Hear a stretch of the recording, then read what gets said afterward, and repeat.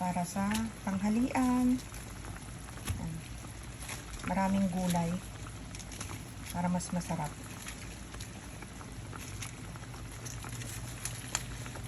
Repolyo, pechay Baguio, pechay Tagalog. Yan.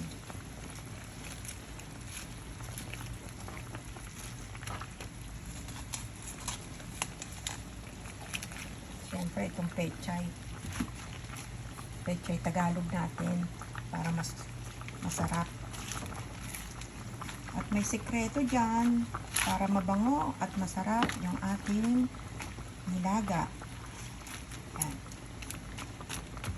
Mamaya sabihin ko. Takpan muna natin.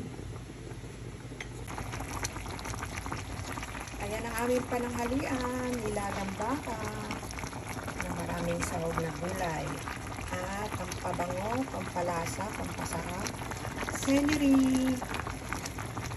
Yan po yung aming pananghalian. Kahit mainit ang panahon, sabaw pa rin.